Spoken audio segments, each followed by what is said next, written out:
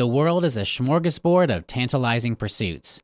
And when it comes to forbidden pleasures, or good pleasures gone awry, our solution is usually something along the lines of, just say no. Abstinence from whatever we become addicted to is the key to victory. This solution is filled with good intentions, but is it the right solution? Put another way, is the seduction of sin destroyed by mere avoidance of sin? I believe the answer to that question is no. Abstinence only works as a supplement to a superior solution. What is that superior solution? For the answer, I want to look at one of the most paradigm-shattering sermons I have ever been exposed to. You may have heard of it, The Expulsive Power of a New Affection by Thomas Chalmers. Yes, Thomas Chalmers has been dead for over 150 years. Yes, his sermon's old-fashioned language is hard to slog through, but it contains a foundational truth that will rock your world. Over a period of several months, I went through the painstaking but highly rewarding process of quote-unquote translating Chalmers' sermon for easier accessibility. With my wife's help, I made the following adjustments. I paraphrased it using modern-day English. I shortened it by taking out some redundancies.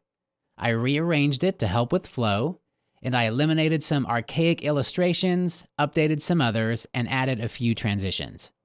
It is my hope that the powerful truths of this sermon might be more readily available to a modern audience. Toward that end, the following material will show how Chalmers' sermon can revolutionize how we deal with the tempting pleasures of sin. So without further ado, here's the updated sermon. The Expulsive Power of a New Affection, a sermon by Thomas Chalmers. Paraphrased, revised, and abridged by Cap Stewart. Central thought. I can't learn to hate the sin that I love until I learn to love something else even more. There is no greater warning against worldly, carnal desires than what 1 John 2:15 says. Do not love the world, nor the things in the world. If anyone loves the world, there is no love in his heart for the Father. Not loving the world is indispensable to those who would follow Christ. As Romans 12:2 says, and do not be conformed to this world. As Ephesians 2:2 says, you once walked according to the course of this world, i.e., you don't and shouldn't now. Or as Colossians 3:2 says, set your mind on things above, not on things on the earth. Or consider James 1:27. Pure and undefiled religion before God and the Father is to keep oneself unspotted from the world. Or James 4:4. Do you not know that friendship with the world is enmity with God? Whoever therefore wants to be a friend of the world makes himself an enemy of God. You can use one of two methods to keep your heart from loving the world. 1.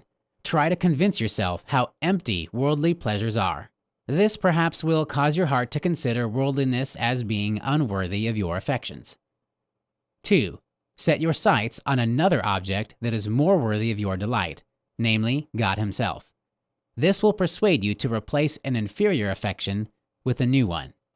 My goal is to show that the first method is useless, and that the second method is the only way to rescue the heart from the worldly desires that control it. Before we get to the solution, though, we need to better understand the problem of worldliness.